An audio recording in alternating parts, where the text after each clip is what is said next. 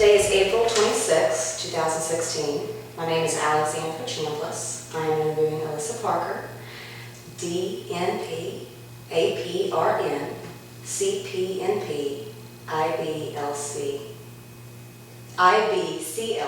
excuse me, at Belafonte Pediatrics in Russell, Kentucky. First, can we start by explaining what your acronyms mean? Okay, so I am an advanced practice registered nurse. I have a doctorate in nursing practice, and so I'm a nurse practitioner. My master's work was in pediatrics, so I'm a pediatric nurse practitioner, not a family nurse practitioner. Difference meaning the whole time I was in my nurse practitioner program, we only focused on 21 years of age and under, so that's the age groups I see. In my clinical hours for as a nurse practitioner, I think now it's like around 600 to 700 clinical hours for a nurse practitioner for their master's. So all of that was focused in pediatrics. For a family nurse practitioner, they spread that through the lifespan. So a family nurse practitioner student, like when I precept FNP students, they probably get about 60 to 90 hours of pediatrics. So the knowledge is a lot more extensive. And then the IBCLC is an internationally board certified lactation counselor. And that means I took an exam, just like you would for your nursing boards or when I became a nurse practitioner. And I passed an exam that gave me that additional certification, which means I am certified to work. And IBCLC is the highest level of certification you can get in the lactation field, working with moms and babies who breastfeed, or even transgender can breastfeed too. So we work with anybody who wants to breastfeed and their baby. I did not know that second part. Yes. So can you tell me a little bit about your occupation? How long have you been in this line of work? What inspired you to choose your career? And was this part of your original plan? Okay. I became a nurse practitioner about 12 years ago. I've been a nurse practitioner for 12 years. And so I worked in primary care pediatrics for 12 years. And I was not interested, lactation was really not on my board at all until I became a mom. And that's when I found out that really healthcare providers, nurses and physicians and nurse practitioners were really poorly educated in breastfeeding. And I didn't know what I didn't know until it happened to me. So it wasn't really until I had my own child and breastfed my own child that I realized how many moms I had failed up to that point. And so he's 7 now. So really for 7 years, I've been making intensive focus on breastfeeding moms, because as a nurse practitioner, I can work with babies and moms who breastfeed. And then I became a board certified lactation consultant about 3 years ago. And mainly that was because of the cost is so expensive. It costs about $1,800 to $2,000 to sit for the exam and take all the basic continuing education for the exam. That doesn't include college courses. But you have to have a certain amount of continuing education and sit for the exam. And up to that point, I wasn't in a position to pay for that money. But, and I didn't have a job where they would pay for it. But Belfont was willing to pay for that for me. So that's when I became a certified lactation consultant. And that was great. It's kind of changed what I do a little bit. But I don't have more practice authority. All the stuff I do as a lactation consultant, I can do as a nurse practitioner. It's just nice to have those letters after my name. It gives I think, moms a little bit more confidence in my knowledge level or when I'm talking with other providers, or it makes moms who are very interested in breastfeeding easier to find me, because a lot of moms want to find an IBCLC. Yes. So that can be very important to them. Okay. And what education is required for the field? So to be an IBCLC, you have to have certain classes. You have to have coursework in certain areas. Mainly if you are in the healthcare field, if you're going to be a physician or a nurse, or even like a speech language pathologist or physical therapist. Most of the core classes you need for those degrees fit for the IBCLC. So you have to have undergraduate classes in biology, psychology, sociology, sometimes in counseling, anatomy, physiology, your basic science, like a statistics class. So if you have a science degree, that's very easy to get. If you decided you have an undergraduate in marketing and you want to become an IBCLC, you probably have to go back to school and pay for those extra courses. So If you meet those undergraduate courses, you then, to sit for the exam, have to have at least 1,000 hours of working with breastfeeding diepads. If you are a nurse or a nurse practitioner, you can count your clinical time, like when I help counsel moms here, or if I worked as a registered nurse on a mother baby and help counsel mom, that time can be used towards it. If you don't have a nursing degree or a medical degree, you have to be precepted by another IBCLC to get those hours. So my hours were done here, and at the same time I was working on my doctorate degree. So I actually needed additional clinical hours for my doctorate. So what I did was, one of my friends has a doctorate in nursing and worked on mother baby as needed. So I went to Cabell and I worked with those IBCLCs on mother baby at Cabell and got a lot of inpatient experience with breastfeeding, because what I love to do was outpatient. And the kind of work I do in primary care with breastfeeding moms is completely different than the kind of work you do like right after the baby's born, to getting those babies latching and setting off that good start. Because we usually don't see them until like they're 4 or 5 days old. And so I got a lot of hours that way. And then you sit for an exam. So, and that's given about twice a year. It has about an 80% pass rate. And it just means that you know enough to not be dangerous. But it doesn't mean you know enough to do a great job. So I spend about $700 a year on continuing education, just in lactation specific.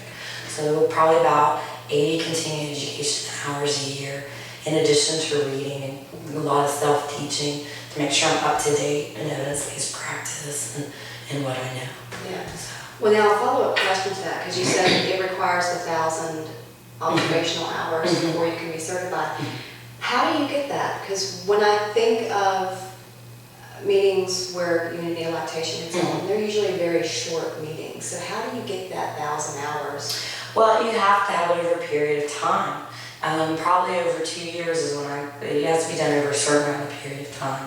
But when I do lactation consults here in the office for an initial, they can be as long as 90 minutes. And so when I'm doing checkups with moms that are breastfeeding, anytime I spend with a mom talking about breastfeeding, watching her breastfeeding, teaching about it, I also do a local breastfeeding support group. And so providing mom-to-mom support as a trained counselor for a breastfeeding group like Leche League or Breastfeeding USA, which is what I'm a counselor through. That can give you contact hours as well. So I'm a breastfeeding counselor for Breastfeeding USA, and just my work in that, if I were trying to get my hours again, that'd probably get about 500 hours a year out of that. And then I definitely get 1,000 a year here from what I do, because it's a everyday thing. Well, it's good that it's growing.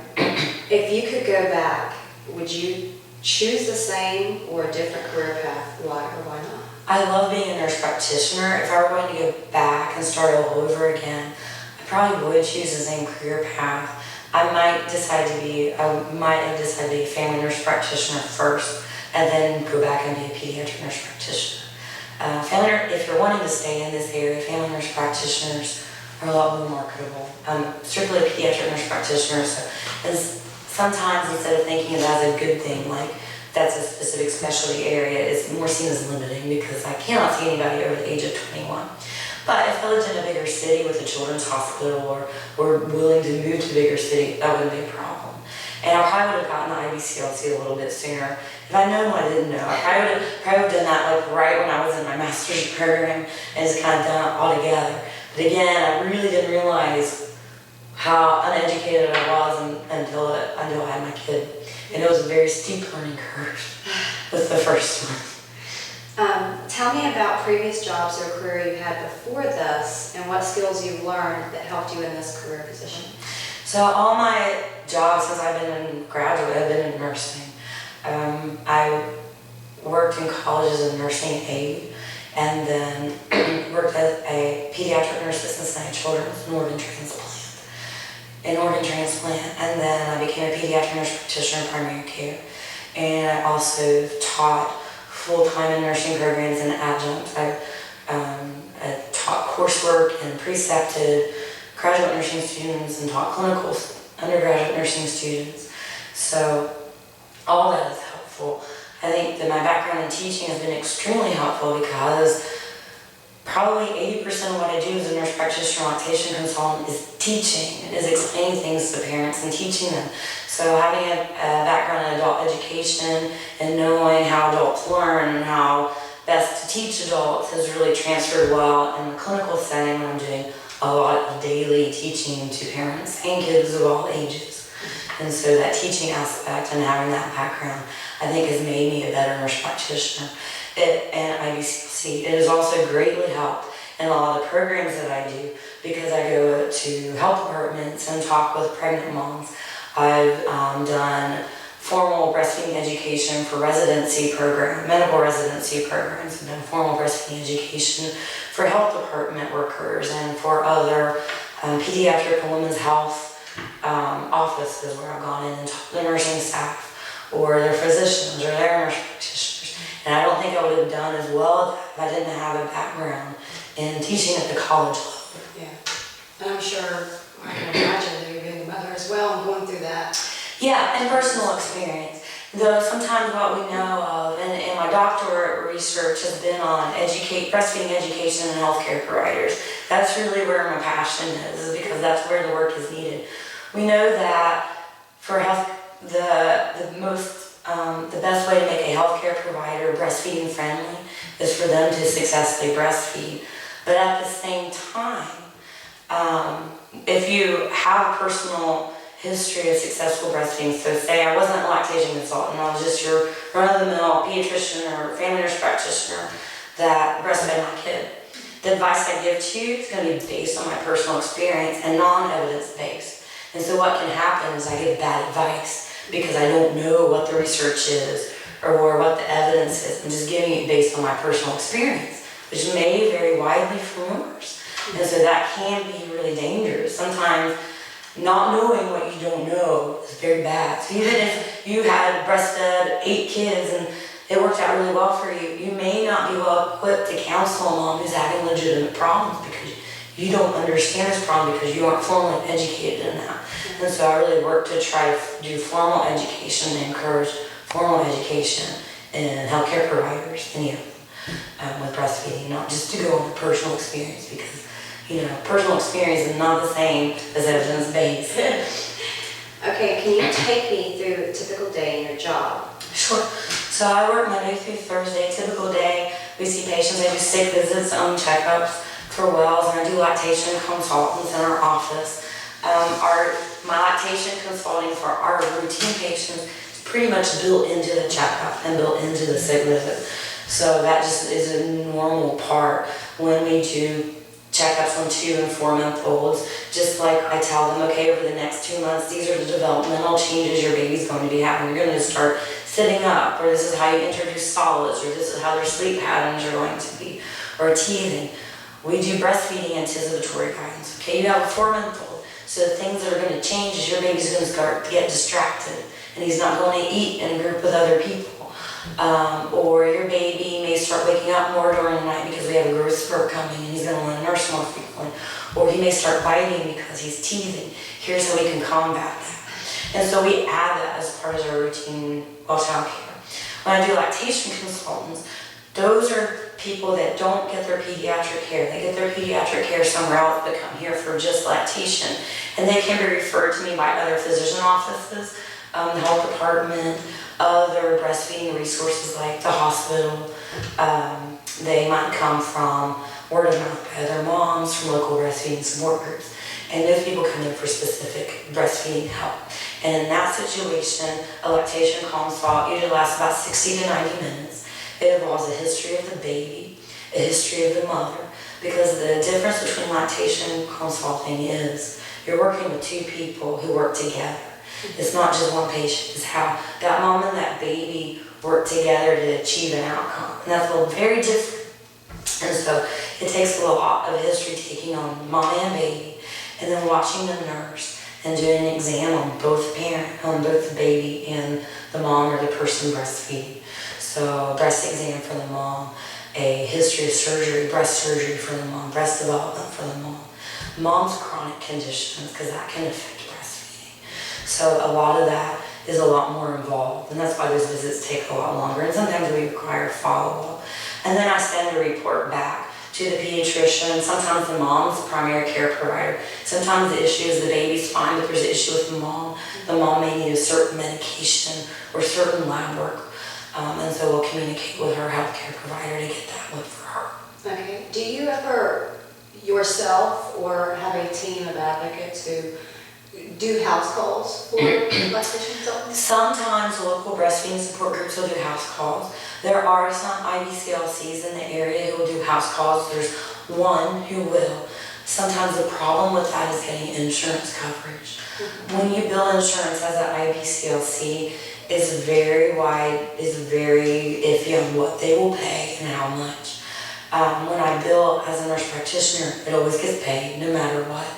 And so sometimes it can be a lot more expensive. A visit for me as a nurse practitioner, when I would bill insurance as a consult, sometimes the insurance will pay as much as $500 or $600. And many women can't afford that. And if you have a medical card for you and your baby, sometimes they will not pay for in-house lactation consulting. But if they can come here and see me as a nurse practitioner, it's completely free for them. And so there is a discrepancy in care on what moms have available to them, resource-wise. And so sometimes house calls can be very difficult because they cost more money. Yeah. A lot of people don't know that where you need to go to get a hold of, that there is help out there. And there is free help too. The health departments, we usually help women no matter what their insurance is. Some health departments have IBCLCs on staff. Our local county health department does not, but she's a certified lactation educator, so she can do a lot of help. Greenup County Health Department does have an IBCL staff, and Cabell County does as well.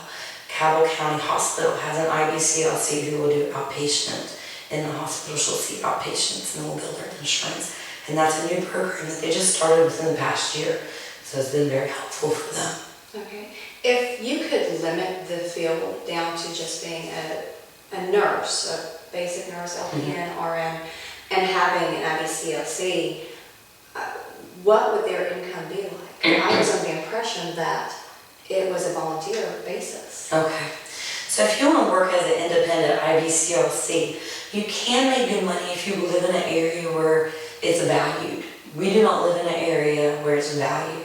Our breastfeeding rates in Kentucky and West Virginia and Southern Ohio are the lowest 5 in the country, okay? Our initiation rates for breastfeeding in Kentucky are about 67%. Now, if you're looking at Berkeley, California, you're at 90% for that. Our breastfeeding rates at 6 months in Kentucky are probably about 20%. So very low and way below the World Health Organization recommendations, way below the 2020 Healthy People recommendations. So around here, if you're just an IBCLC, you're not going to make a livable wage.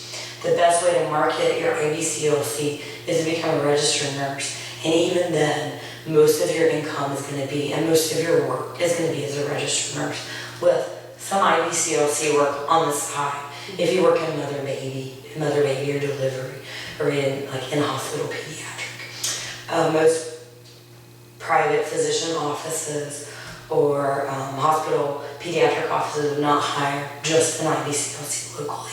They would hire a nurse, and you would work as a nurse, and you might be able to work some IBCLC work on the side, but it wouldn't be your focus, and you probably wouldn't be able to devote the time to it that you want. Ideally, in this area, if you really want to be a good IBCLC, you probably do need to be a nurse practitioner, because that's about the only way you can make any decent money with it, and to get a hospital to recognize that you can make money. And that's because I can bill as a nurse practitioner. If I couldn't do that, I probably wouldn't have the liberty to see patients for lactation consults, because I wouldn't be able to prove that I could bring income in that way. They would want me to see patients for sick visits and checkups. But I can make a decent amount for the hospital as a lactation consult, because I can bill insurance and it gets reimbursed. Okay. So that's to do that. But I have friends who work in large cities or in Louisville who do a lot of lactation work. But I would say their income is probably going to be less than it would be if they were a full-time registered nurse or a full-time nurse practitioner, which around here for a full-time nurse practitioner starting wage is going to be about $70,000 to $80,000 a year. Nursing starting wage is probably around 50 or 60, I would say. That's a lot better than volunteer. Yeah, a lot better than volunteer. I do about probably 50 hours of volunteer work a month with the local breastfeeding support group that I do for free, because there's a lot I can do with that. But yeah. What is the favorite aspect of your work, and how is it meaningful? In general, the thing I get the best joy out of is helping moms be confident, or helping parents be confident in their parenting skills. Parenting, no matter if you're breastfeeding or not, is a constant state of second guessing every decision you make. And I like it when I can educate parents and they can feel more confident in the decisions they make in their parenting. And that is a really big thing that is important. Or when moms feel empowered, or when parents feel empowered about the decision they make, when they feel like they're making it from a place of they're being well educated and they have the whole picture on what it means to follow this treatment plan or this medication, or with breastfeeding or formula, that they're making the best decision they can with the information they have for their personal situation. And I also really enjoy doing a lot of education with healthcare practitioners when they come and say, you know, when I listened to you do this talk, or when I went to the seminar that you taught, it really changed how I practiced in this way, or it really changed how I worked with this mom, or it really changed how I was able to feed my own child. Those things are very meaningful for me. I can imagine. And what has been the biggest obstacle you've had to overcome in your specific career or specific job? So probably the biggest obstacle is mainly getting healthcare practitioners to realize that they don't know a lot about breastfeeding and that they're harming moms unintentionally. It's not purposeful, but the lack of support in this area, especially the moms and babies kept for breastfeeding by our healthcare system, is depressing, and it's unfortunate. And I'm speaking of nurses and pharmacists and nurse practitioners and physicians. We all are terrible. We all are terrible, and we don't mean to be. It's not that we're purposely trying, it's just that our education system has undercut us, and it's not given us what we needed, and we don't know it until we find out. And so I wish more healthcare practitioners would make an effort to realize how much they don't know, and make an effort to learn about breastfeeding and to value it, and to get those moms help when they need it. A lot of times when I do consults, those red flags that something wasn't right are happening way before a mom was sent to me. And I'm the last ditch effort. And by then, in some cases, we're in a hole so deep, and that mom is so tired, and that baby's having so much problems that sometimes we can't fully dig out. And if I had only seen them earlier, the outcome may have been a lot different. But moms are asking for help, and sometimes their doctors are ignoring them, or having paternalistic attitude, which I see a lot of. Now, are you sure it hurts really that much to a mom who is having extreme nipple trauma and damage from a baby who doesn't know how to latch? And you know, if mom is having a problem, they need help, and we need to listen to them and find those resources, and we kind of suck at it.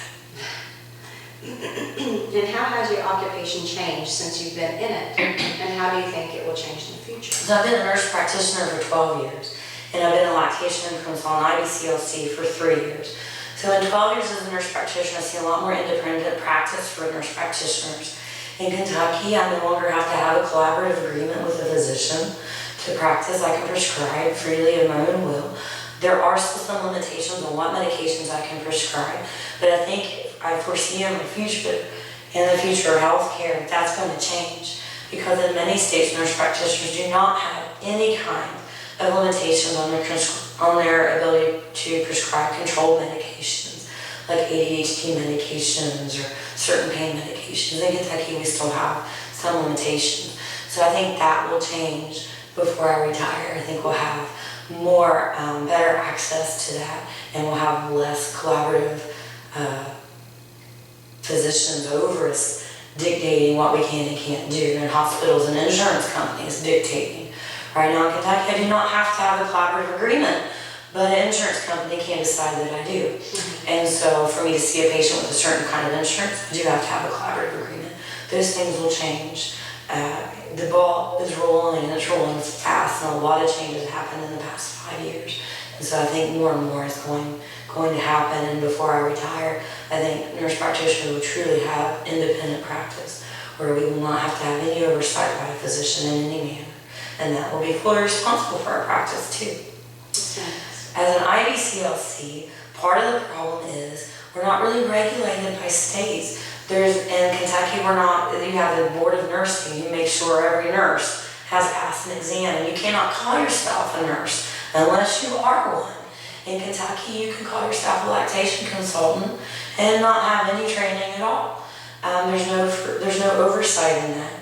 So moms can get really confused. A person who has read a book can call themselves a lactation consultant. A person who has had 40 hours of training with no 1,000 hours of working with breastfeeding moms and 80 hours of teen ed and more hours of college work on top of that. A certified lactation counselor, a CLC, which is very similar to the IBCLC, goes to a class for a week and takes a test. They can call themselves a lactation counselor. Some states are cracking down on that. And we're having a couple of states saying that you can only use the term lactation counselor if you are an IBCLC. So there's a wide variance in training, and a lot of moms get just confused by all the terminology and don't know what to look for.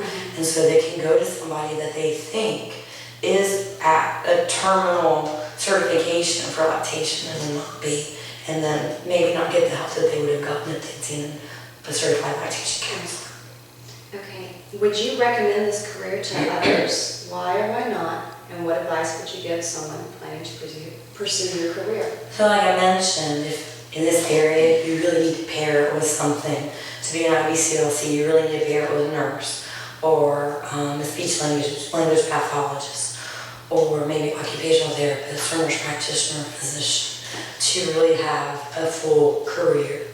But in other areas where there are areas, like in California or Oregon or those places, where there are businesses that just are lactation counseling. So in my recommendation would be think of where do you want to work and what kind of lifestyle do you want to have. And if you want a really truly dependable job where you're not building a business and starting one from scratch, I would recommend pairing it with a healthcare field of some sort. Probably if you're looking at nursing as a family nurse practitioner, because I am limited in that I can treat and diagnose the baby, but if the mother has mastitis or the mother has an issue, I really can't treat or diagnose her because she's an adult and I'm limited to 21 years of age and under. So I have to coordinate all that care with her primary care provider. Whereas if I were a family nurse practitioner, a mom walked in here, I could order lab work on her, I could prescribe the medication she needed, but I can't do that as a pediatric nurse practitioner. There's ways to go around, but I would have a lot more scope of practice if I were a family nurse practitioner and an IBCLC. Okay.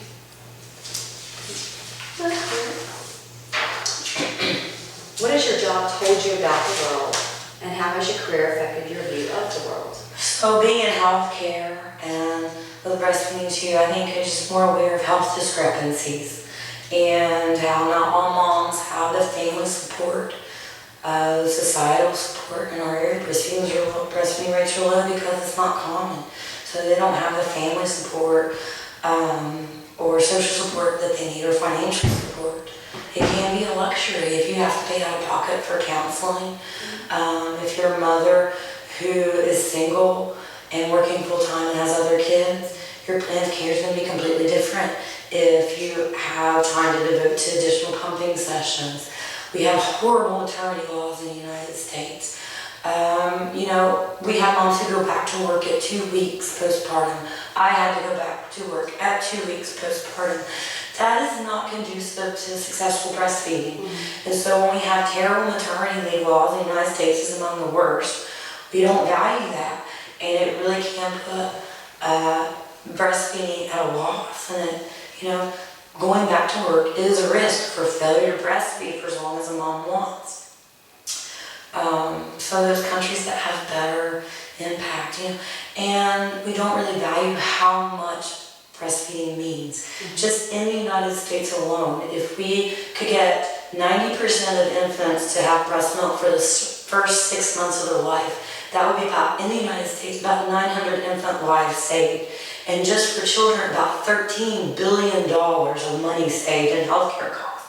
For women, if we could have 90% of women who have babies breastfeed for the first 6 months. And I think that's reasonable. A lot of moms want to breastfeed. They just get trapped and things happen. But if we had moms that could breastfeed, that would stop, in just the United States, about 4,000 premature deaths of women, because they would have less heart disease, less cardiovascular, less type 2 diabetes, less cancer.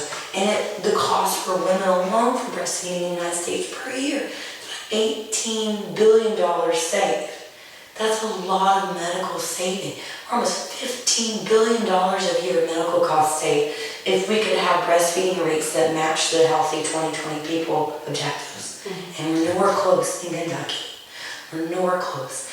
And a lot of that has to do with healthcare discrepancy. A lot of that has to do with poor help from healthcare providers, poor support, and poor maternity leave laws. And when they go back, pumping laws, we're not protective of our mothers. Even just nursing in public. Yes, we do have. You can get out. You can get out of jury duty in Kentucky if you breastfeed, so that's great. And it's legal to breastfeed wherever you want, but a lot of moms are afraid. But in West Virginia and Kentucky, you can breastfeed wherever you want as long. Now, you're not allowed to take your baby in a liquor store, but a baby's not allowed to be in a liquor store anyway. But at the mall or wherever, no one can ask you to leave or cover up. Now, how do you think your work has impacted your life? So, my work has impacted my life, and I think I pretty much have a good work-life balance, but my volunteer work is extensive, and it takes up a lot of my personal time. I spend a lot of time text messaging as a breastfeeding counselor, talking with moms through Facebook and online, and just people contacting me personally. But the work-life balance is pretty good. I see my personal life impacted my professional life, because prior to breastfeeding myself, I was not that into it. And I chose to breastfeed my son because it's significantly cheaper and because of the health benefits. Those are the two reasons. But it became something much more than that when I actually started. And so it became more of a bonding and just a different kind of relationship. And it is different. And it's not something you can explain or understand until it happens to you. And most moms will say that. And I also love it when we have moms that come in here for prenatals or who are breastfed and who say, I'm just going to breastfeed, I don't think I'm going to like it, but I'm going to do it again, it's both better. And they end up loving it, and I think that's great. And what I think is amazing when a mom who really doesn't want to breastfeed but wants to try because she knows it's healthier, the fact that she wants to try it is pretty amazing. And then when it works out and she ends up loving it is fantastic. So I think my professional life probably has impacted my professional life more than vice versa. Me being a parent has made me a better provider. I think it's given me more empathy to know what it's like to stay up all night with a kid crying in pain or who's hungry, or to know what it's like that first year when they just wake up constantly and you really do only get about 2 to 3 hours sleep straight, or have a 3-year-old who wakes up multiple times at night. I understand that. I've been in the trenches of the war, and it makes it easier and it makes me more empathetic, and I think it makes it easier for me to help moms have realistic expectations, because most new parents do not have realistic expectations of what normal newborn behavior is. And sometimes us as healthcare providers do not educate them well enough on what normal newborn behavior is. And so what normal newborn behavior is becomes a problem to the parents, because they think it's an illness or an issue, that a baby wants to be held all the time and only wants to sleep when they're being held by their mom and only wants to nurse 14 times a day. That's normal newborn behavior. But if you have a physician who says, or whose personal experience was their baby slept through the night and nursed 6 times a day or drank a bottle 6 times a day, and they're telling you your 14 time a day eater, sleeping all you all night long baby is not normal, is frustrating as a parent. And so we try to really educate on realistic expectations. And sometimes just knowing that there's a wide variance and that can help a parent better deal with that very stressful and aggravating normal newborn behavior. Can you tell me about the most rewarding experience you had, and specifically what about your job has been the most rewarding? So having a mom be confident in her ability to parent and in the ability of her body to feed her baby and to not feel undermined or second question all of her baby's activities, and that knowing that what she's doing is normal and that breastfeeding is the biological norm. Doesn't mean it's easy for everybody, but it is the biological norm. And it's always rewarding to diagnose those problems, to have a mom come to you whose baby's having slow weight gain or a mom who's having low supply. And sometimes you find that magical fix and the treatment plan works and everything is rainbows. That's amazing. But the whole part of that's where that having a mom be confident and who loves to breastfeed is really where it's at. But it's not for every mom, and it's not for every baby. So we really try, my goal as a lactation consultant, as a nurse practitioner, to have that mom know what her goals are and that they're realistic and that we meet those goals. And if we get there, no matter what that path is, that's success. And success looks different for every parent and every mom and every baby. And so that's what's the most rewarding, is having parents be confident in themselves. Okay. Now, as a follow-up question, or the final question, how do you feel society views your line of work? If you could change one thing about their outlook, what would it be and why? So again, I can't emphasize how much it's important that healthcare providers get really well trained in breastfeeding. And the 1 hour that they get, and that's classically it, 1 hour of training, is just not enough to provide adequate lactation support. And for them to recognize that true good lactation support is a valuable part of the healthcare team, okay? So in general, I think people feel like that maybe all lactation consultants are crazy lactivists and they want moms and babies to breastfeed at any cost. And that may be true in some cases of IBCLCs, because there are some IBCLCs who are not nurses or doctors or nurse practitioners and who really do what I call fall down a rabbit hole of woo and unevidence-based scientific research that they don't follow, and that they can do a lot of harm in that. But that's really not true for me, and it's not true for a lot of lactation consultants. And that, our goal, the goal of any IBCLC or any healthcare provider is to follow true scientifically evidence-based practice, which we do that. And that, breastfeeding is the biological norm, and it can work great. But again, there are a lot of health discrepancies in a mom's personal life, and her expectations she has or her family has on her may not be conducive to exclusive breastfeeding. And that's not always our fault, but we have to recognize that and work around it and meet every mom where she's at and make sure those goals are realistic and get her to that point and get her and that baby to that point. And again, have the mom be happy with that experience overall is very important, no matter what that entails. Well, I want to thank you so much for allowing me to come in here and pick your brain and taking time out of your busy schedule. On your lunch break to do this. Yeah, on my lunch break. And sick. And sick too. I did this sick.